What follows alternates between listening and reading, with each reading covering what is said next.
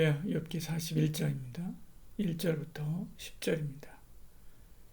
내가 낚시로 리워야단을 끌어낼 수 있겠느냐? 노끈으로 그 혀를 맬 수 있겠느냐? 너는 밧줄로 그 코를 꿰 수 있겠느냐? 갈고리로 그 아가미를 꿰 수 있겠느냐? 그것이 어찌 내게 계속하여 간청하겠느냐? 부드럽게 내게 말하겠느냐? 어찌 그것이 너와 계약을 맺고 너는 그를 영원히 종으로 삼겠느냐? 내가 어찌 그것을 새를 가지고 놀듯 하겠으며 내 요종들을 위하여 그것을 메어 두겠느냐? 어찌 장사꾼들이 그것을 놓고 거래하겠으며 상인들이 그것을 나누어 가지겠느냐? 내가 능히 많은 창으로 그 가죽을 찌르거나 작사를 그 머리에 꽂을 수 있겠느냐? 내 손을 그것에게 얹어보라. 다시는 싸울 생각을 못하리라. 참으로 잡으려는 그의 희망은 헛된 것이니라. 그것의 모습을 보기만 해도 그는 기가 꺾이리라. 아무도 그것을 격동시킬 만큼 담대하지 못하거든 누가 내게 감히 대항할 수 있겠느냐. 아멘.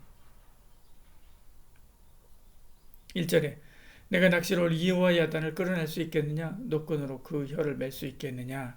말씀합니다. 리와 야단은 악어인데요. 하나님은 내가 그것을 잡을 수 있느냐? 라고 묻지요. 1절, 2절에요. 그것이 너에게 목숨을 살려달라고 할 만큼 굴복시킬 수 있느냐? 라고 묻습니다. 3절, 4절에요. 욥은 그것을 가지고 놀 수도 없고 5절에 잡거나 팔거나 식탁에 올릴 수도 없지요. 6절에요. 그것을 잡아 가죽을 벗겨서 뭔가를 만들어 팔 수도 없습니다. 7절에요. 그것을 잡으려는 마음조차 헛되지요. 그것을 보기만 해도 낙담하게 될 것입니다. 8절, 9절에요. 하나님은 그런데 내가 감히 내게 대항할 수 있겠느냐라고 10절에 묻습니다. 그러면서 악어의 강력한 신체 구조에 대해서 세세하게 말씀합니다. 12절부터 마지막까지 그런 구체적인 내용들을 말씀하죠. 그에게 맞설 사람이 아무도 없다라고 11절 이렇게 말씀합니다. 우리는 악어를 잡기도 하고 상업적으로 활용하기도 하고 가죽을 벗겨서 지갑을 만들기도 합니다. 고대의 욥과 우리는 다르죠. 우리는 더 많은 힘과 능력과 지혜를 가졌습니다. 그러나 여전히 우리는 욥처럼 연약하지요. 습지에 리워야단은 잡을 수 있지만 아직도 저 하늘 끝에 우주와 지하의 용암은 다룰 수 없기 때문에 그렇습니다. 욥의 질문에 대한 답은 거기 적절한 대답으로 해소된 것이 아닙니다. 인간의 지식으로 이해할 수 없는 부분에 대해서 억지로 알려 하는 것이 아니라 하나님께 맡기고 그 처분에 순종해야 된다고 하는 것을 알았을 때입니다. 오늘 우리도 하나님께 많은 질문을 합니다. 하나님은 다 대답하지 않습니다. 오히려 침묵할 때가 많지요. 그때 우리는 그저 하나님의 권능과 능력, 공의와 사랑을 믿고 그분께 맡겨야 됩니다. 이것이 하나님의 주권에 순복하는 거죠. 그래서 욥기의 주제가 고난이 아니라 하나님의 주권이라고 말하는 것입니다. 오늘도 하나님의 주권에 순복하고 따르기를 축복합니다.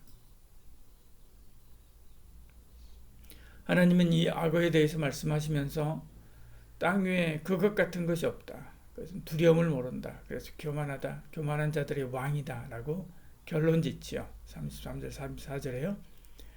그러나 하나님은 그것의 주인이십니다. 11절에 누가 먼저 내게 주고 너로 하여금 갚게 하겠느냐. 온천에 있는 것이 다 내 것이니라.